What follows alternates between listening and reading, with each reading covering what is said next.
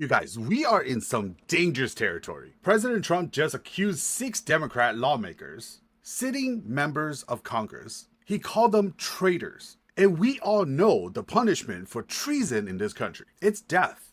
So naturally, a reporter asked the White House press secretary, Karoline Leavitt, a simple question. Does the president want to execute his political opponents? Instead of saying no, absolutely not, that's crazy, watch what she does. She doesn't just dodge the question.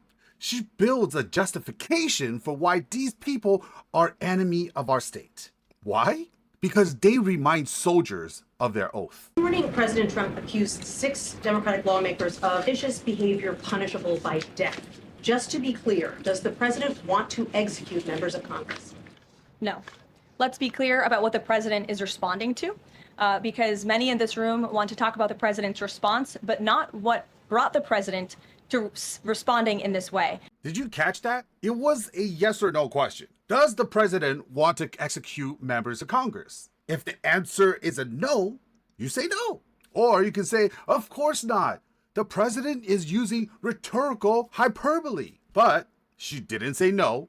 She said, let's be clear about what the president is responding to. That is the, look what you made me do defense. That is the language of an abuser. I didn't want to hit you, but you made me so mad I had to Chris Brown you. She is literally justifying the threat of execution by blaming the victim of the threat. And think about how insane this normalization is. We have reached a point where the press secretary cannot unequivocally state that the president of the United States opposes executing his political rivals. She pivots immediately because she knows she can't defend death part. So she has to demonize the targets. She has to make you believe that what they did was so bad, so dangerous, so seditious, that the Trump's reaction, calling for their heads, is somehow logical. This is how we shift the oven to window. They don't walk back the violence. They pivot a rationale for it and wait until you hear what this treasonous act actually was. You have sitting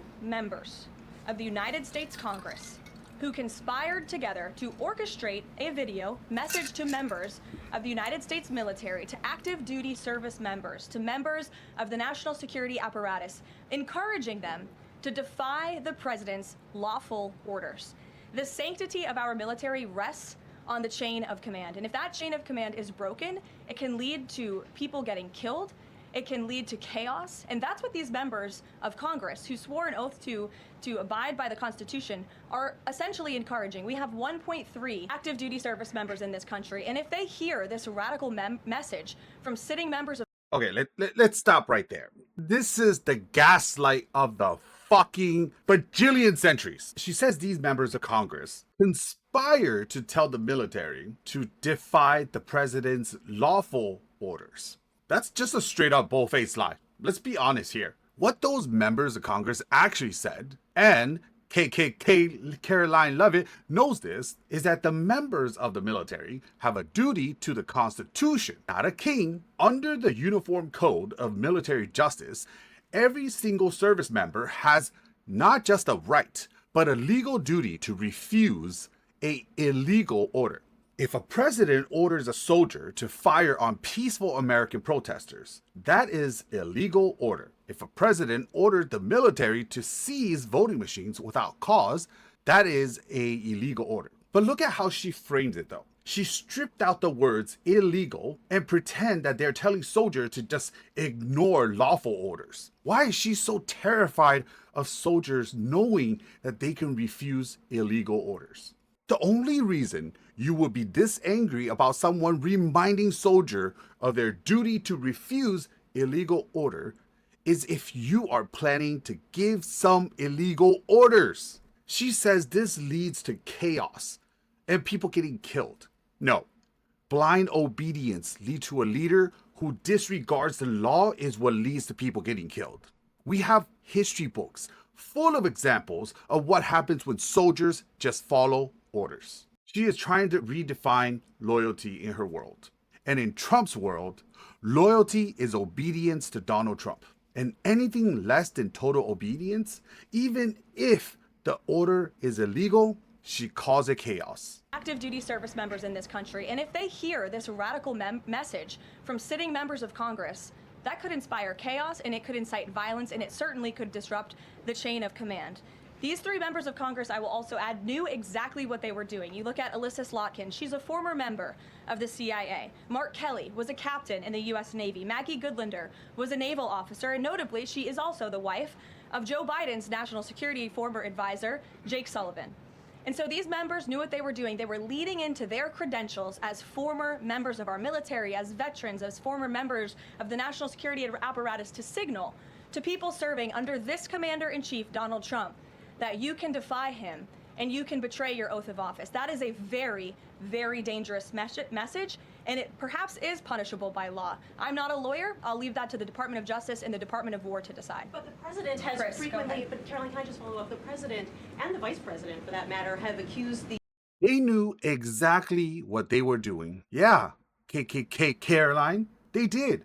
Because unlike you, they actually served. Mark Kelly was a captain in the U.S. Navy. He flew combat missions in Operation Desert Storm. He was a fucking astronaut. Alyssa Slotkin was a CIA analyst who did 3 tours in Iraq. Maggie Goodlander was an intelligence officer in the Navy Reserves. These people know the Uniform Code of Military Justice better than a press secretary whose main qualification is being a professional liar. When Mark Kelly took his oath, he swore to support and defend the Constitution of the United States against all enemies, foreign and domestic. He didn't swear an oath to a guy in a red tie. He didn't swear oath to a political party. So when Leavitt stands there and lists their credentials like it's a fucking indictment, pisses me off. She's trying to use their service against them. She's saying because you served, you should know better than questioning your leaders. No, because they served,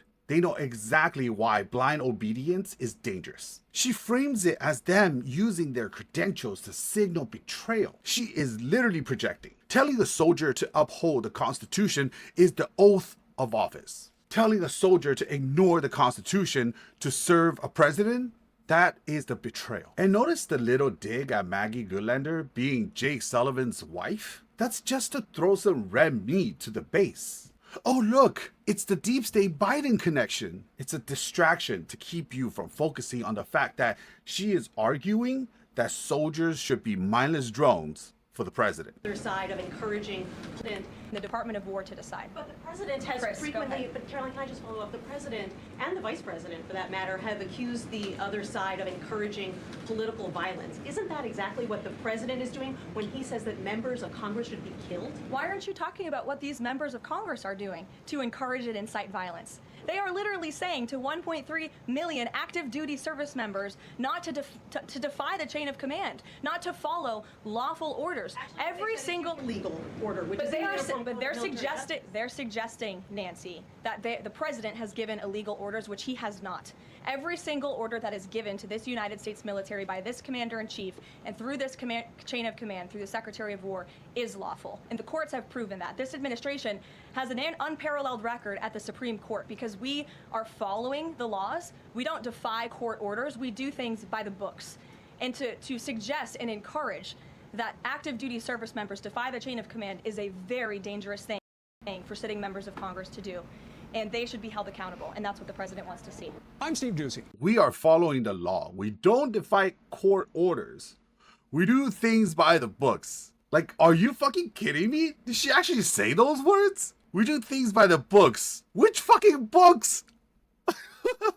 The ones that you guys are fucking banning? This administration and this man leading it has a history of testing the limits of every single law in this country. The only reason she can cite an unparalleled record at the Supreme Court is because they stacked the Supreme Court to ensure that nothing Trump does is considered illegal. When the Supreme Court rules that the president has an absolute immunity for official acts, then yeah, technically he's following the law because they rewrote the law to make him a fucking king. But look at the deflection here. The reporter nailed her. Every single soldier can refuse an illegal order. That's what the reporter said. And that is a fact. KKK Karoline couldn't handle that, so she snapped back with, he hasn't given an illegal order. That doesn't matter. The point the Democrats were making was a reminder of the obligation. If he hasn't given an illegal order, then he has nothing to worry about, right? If every order Trump gives is lawful and perfect, then reminding soldiers to refuse illegal ones shouldn't be a threat. It shouldn't be treason. The fact that they treat a reminder of the Constitution as a direct attack on Donald Trump tells you everything you need to know. They know the orders are coming. They know they're going to push the line. And they want to make sure that when the order comes down to deploying the military on domestic soil, or to round up citizens, or to do something that violates the Post Comitatus Act, that nobody hesitates. This wasn't just a press briefing. This was a warning shot. They are establishing a new baseline. In this administration, chain of command doesn't mean the structure of the military under the Constitution. It means personal loyalty to Donald Trump. If you question him, you're causing chaos. If you remind people of the law, you're inciting violence. And if you are a sitting member of Congress who dares to tell soldiers, remember your oath, you are a traitor worthy of execution. KKK Karoline Leavitt is telling you exactly who they are. She is telling you that they view the Constitution as an obstacle, and anyone who defends it is an enemy. We cannot let this slide. We cannot let them redefine patriotism as submission. We cannot normalize Trump's actions. If you've gotten this far, thank you for watching. Make sure to like, subscribe, follow, whatever you gotta do. I'll see you guys on the next one.